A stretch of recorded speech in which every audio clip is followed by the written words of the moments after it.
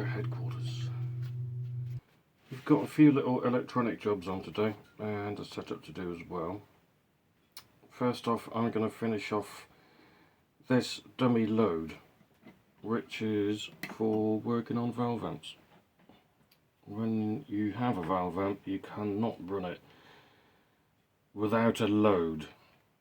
Normally the speaker acts as the load, but if you're running a test signal through it in the workshop, you don't really want that rigging out all the time.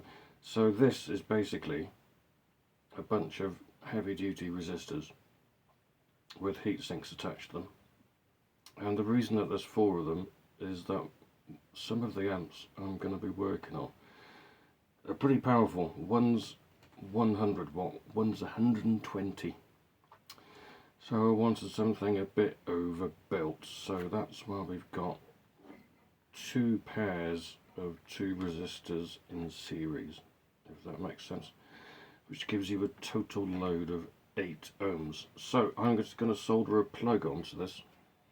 This is a piece of scrap wood, in case you hadn't guessed, left over from cutting out some bodies. So this is all wired up and soldered together, and I'm going to add this trailing jack socket on the end of it, which won't take long. Just going to solder that up now. This is actually a stereo trailing socket, so I've just checked with my meter which of the 2 terminals is the one that I'm supposed to solder to, because if I got it wrong then there would be no load from my dummy load box. I've marked the one that I'm going to be soldering onto with a little bit of marker pen. This one here is the earth one, fairly obviously, but yeah, good to get that one right.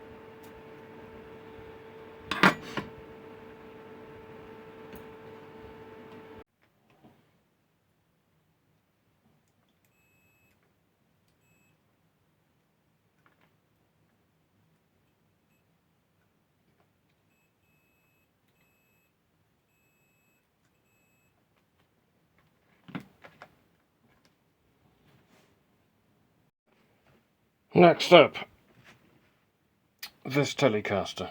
A nice Squire Blackguard. Classic guitar, isn't it? I think the Telecaster is probably the best designed guitar ever. But it does have a couple of issues. I mean, it was designed in 1950, wasn't it? So you kind of expect this. One of them is the output jack cup thing, which is traditionally just pressed in place, which means that it falls out on a regular basis. The more modern ones have a metal bar with a hole in it inside that the jack socket screws to and then holds the cup thing in place at the same time.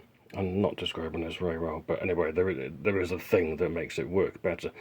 This doesn't appear to have one, and also, in order to stop the nut coming loose, it looks like somebody's blobbed a bit of super glue on the end of it. So the whole thing is coming out, being replaced, and make it future-proof. Okay, eventually got the whole thing out. That nut is extremely well glued in. So that's never coming off, I don't think, unless I maybe heated it up with a blowtorch or something, but that's going to destroy everything else. So we're going to have to get a new cup thing. Possibly, or probably, I think, upgrade to one that doesn't fall out so easily. You can see the little spiky square washer thing. Then it's supposed to stop it falling out. It doesn't always work though. So, yeah, this bit's all going to have to go in the bin, I think. There's a lesson for you. Don't super glue the nuts on your guitar, or anywhere else to be honest, because it can make things a bit complicated if you need to work on them at a later day. Next up in the Dodgy Jack socket club is an Epiphone Gold Top. These are really nice guitars. Korean made, I think, this one. I've always liked gold tops anyway. I've got an older one of these downstairs that has P90s and stuff on it. It's been remodelled a bit like Neil Young's guitar. Or I suppose technically Neil Young's spare guitar. Because that is a gold top. So it's got a bloody great Bigsby style trem, a mini humbucker and a P90 on it. But these are really solid guitars for not much money as well, especially if you buy these second hand. Anyway, jack socket, dodgy. Let's have a look. And there's your problem, sir. The actual socket itself does look a bit crusty and old, so it's probably would have been worth replacing it anyway, but the earth wire is not attached to the plug. So, just going to replace the whole thing, resolder it in properly. Won't take long.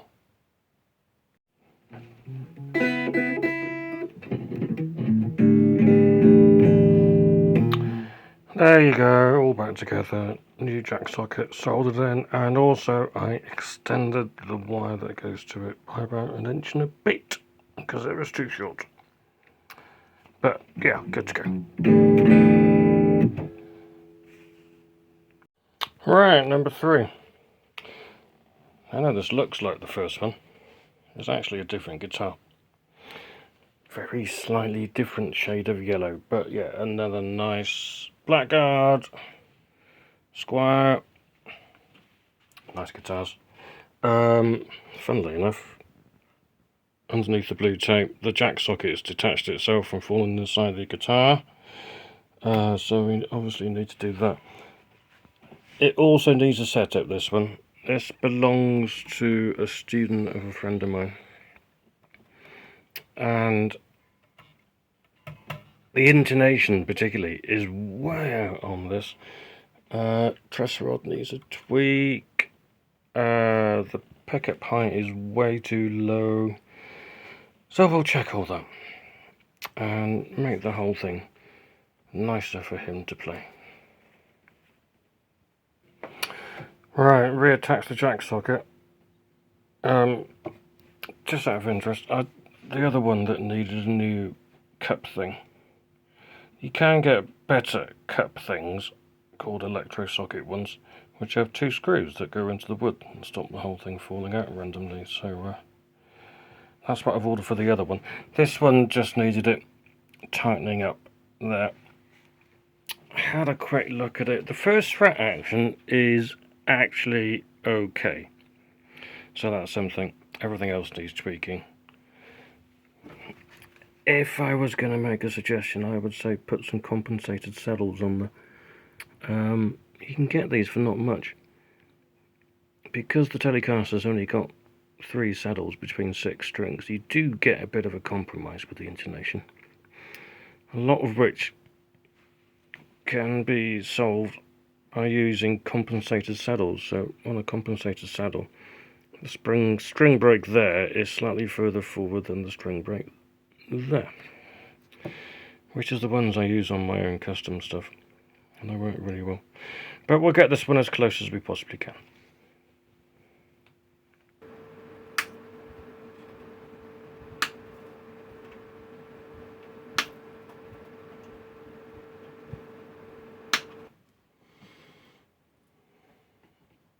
Well, as soon as I took the old strings off, 2 of the string furls fell out.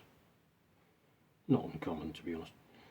So let's get those glued back in as well.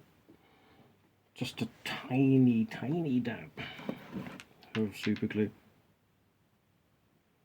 Also, there was no tension at all in the truss rod. So I've given that a bit of a tweak. We'll check it again later.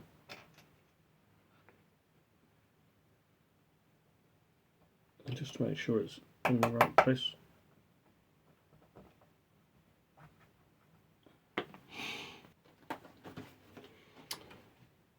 Let's give it a clean as well with the custom tile whisper cleaning solution, which might actually be just watered down window cleaner. It's not too bad actually. Always nice to give these things a little bit of TLC when you get the chance.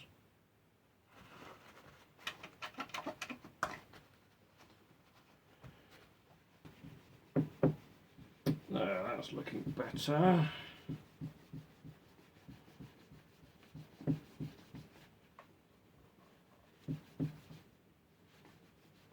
While I'm doing this, I'll just quickly eyeball the threads to see what sort of state they're in. Tiny bit of wear there, but that's fine at this particular stage in the guitar's life.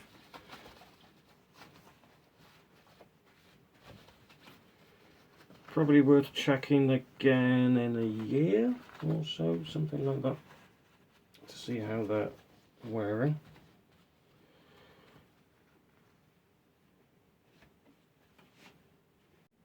Oops. So these are going on the Dario 10 to 46, my string brand of choice for no reason at all particularly, more out of habit than anything else.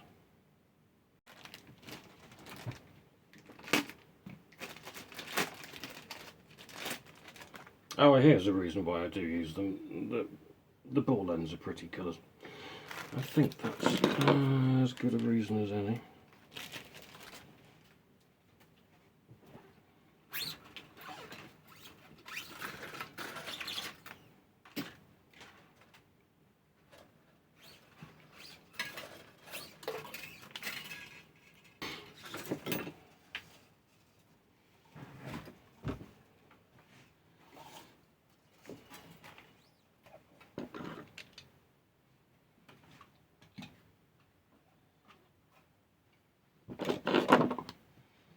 Vintage style tuners on this one, which I prefer. Oops. Slightly different restringing method, and that you have to cut the string to length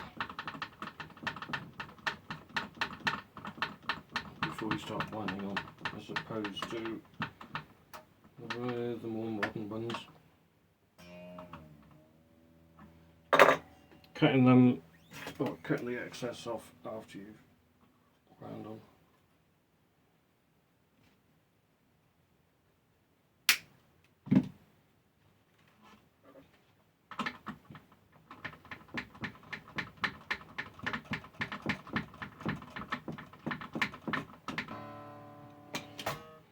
There does seem to be an awful lot of strong opinion regarding on how you should wind strings on. Some people do the weird knot thing. Some people get very angry about the weird knot thing. I can't say I'm a fan of them, because it means it's very difficult to get the old strings off of the tuners when it comes to replace them, and you often end up doing the horrible hypodermic needle into the thumb thing, which is no fun. Some people just wind straight down. I am doing that on these ones because they're vintage style tuners. On the modern tuners I do one wrap over the top and then the rest underneath. But you know, I mean, life's too short to worry about these things. I also use this rather nice hand crank string winder instead of the electric ones, because I don't like the electric ones, and they're cheap and nasty and they make a horrible noise. So instead of using one of those, I've got one somewhere, God knows what I've done with it. I use the nice hand crank one, which cost a lot of money. It's made by Waverley, the people who make the super fancy tuners, and it costs an awful lot more than one of the electric drill ones.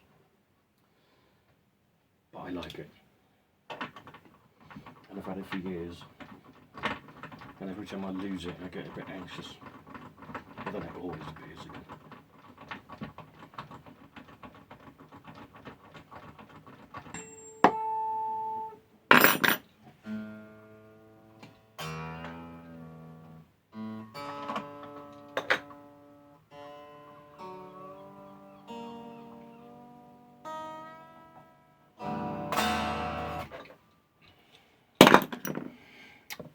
Right, new strings on.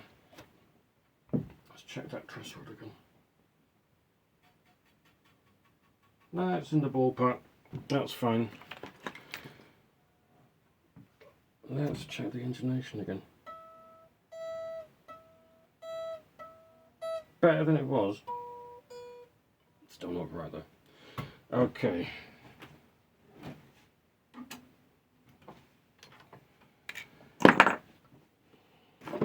String height at the 12th fret is on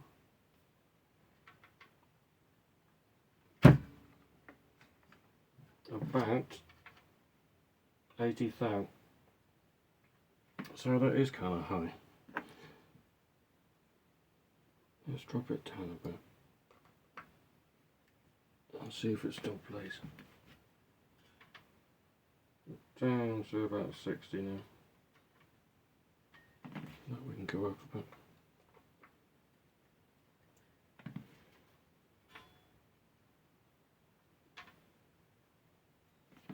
Now we can go down slightly. I'm checking the height of each string individually with string height gauge. So we'll set them all to about 60 first off, and then we'll see if it plays alright.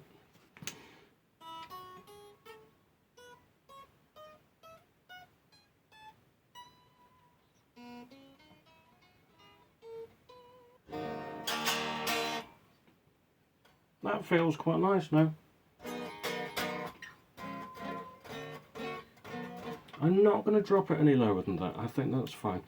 If the frets were in tip-top, freshly levelled, perfect condition, I could take it down another 10th hour or something. But they're not.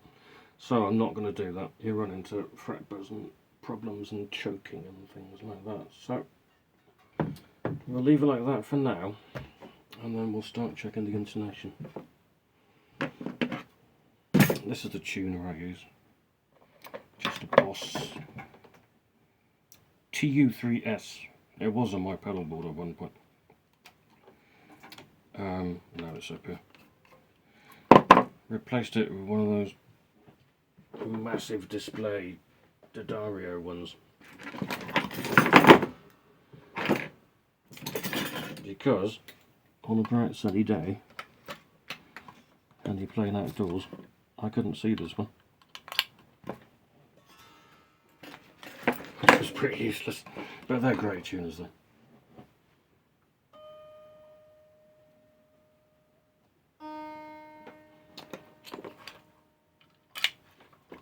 Plug it in the right side.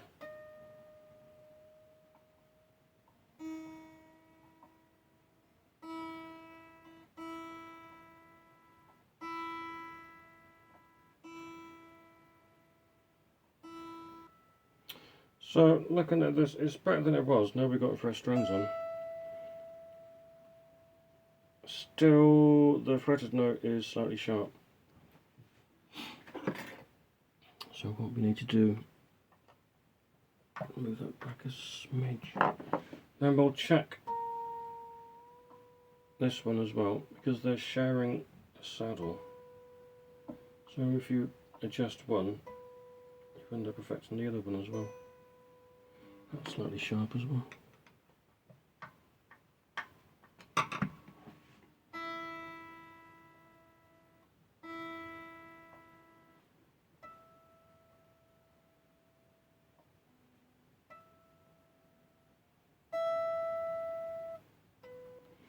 Still slightly sharp.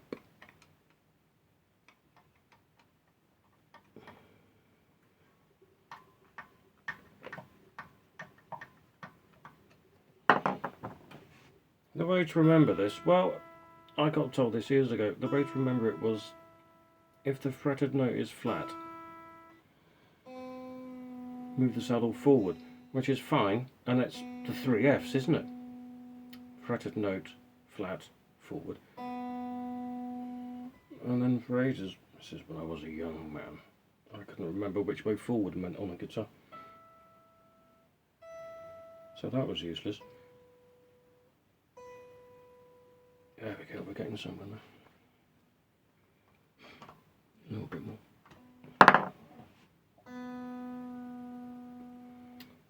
Luckily, after doing hundreds and hundreds of these, now I can actually remember which way forward is. Yeah. The G string, the most problematic one.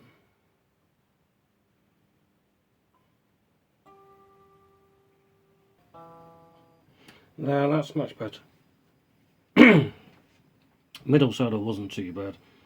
That one had to come back quite a bit. That one had to go forward a bit. But it's much better now. Like I was saying earlier, a really good upgrade for these vintage style Teles 3 saddle bridges is the compensated brass saddles. I think they're made by Gota. And they're like £20–25 a set, which you could say is quite a lot of money for 3 small pieces of brass. But they do make the guitar play much better in tune with itself, and possibly improves the tone. Different bridge material, who knows. But they are worth it. I fit them to all my stuff that I build for other people, and yeah, they sound great. Now that the intonation's done, let's go back and check the acting again. Yeah, 60 to 50 or thereabouts, so that's fine. Just noticed that knob's loose. Let's fix that as well. Control knob attachment, it was just the set screw. Talking of stuff that often comes loose, I mean,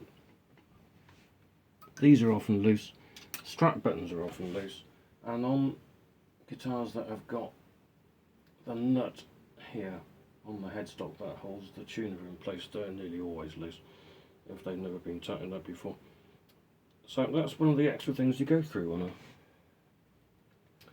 setup. I'm just checking the string height. String height is really low. I mean, and these screws here don't feel like they're completely snug.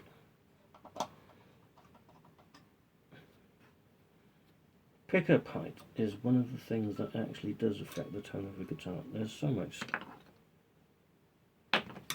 information, shall we say, about things that do affect your tone.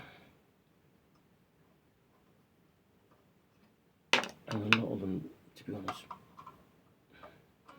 don't really. But pickups and their position, which means their position this way, up and down the guitar, and also up and down, really does make a big difference to the tone. If they're too low, like these ones were, you don't just lose volume. Guitar sounds a hell of a lot less punchy as well. Conversely, you don't want them too high. Let's especially with Fender style single coils, because they can start making weird warbling noises, which aren't fun. So I'm setting these for about 2mm on both sides. I think that should do it. So it should sound a lot brighter and louder now. And that's about it. So we've done truss rod, we checked the first thread, we mended the output jack, we tied that to the control knob, we fitted new strings, we checked the action, checked the intonation, and we've adjusted the bigger pipe. So that's a basic setup, pretty much, really. I mean, attaching the output jack and the knob and stuff doesn't really come into that, but I'm not going to charge somebody an extra few quid. Some people might do, I suppose. But yes, I'll give it a quick play just to make sure it's okay. But yeah, this should all be tickety-boo now.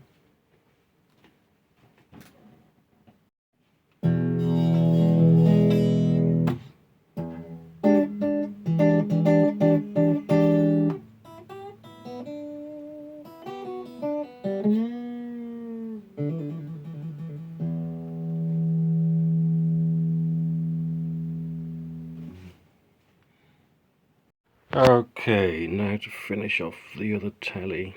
So this is the proper, well, the better cup thing, as I now call them. So you can see it's got 2 holes in it. This means you can use some screws to hold it into the hole in the body. It won't come out. Also, it's probably a bit difficult to show this, the jack socket bit itself can thread into it like that, and then you can put a lock nut on the other side, and it makes the whole thing super secure.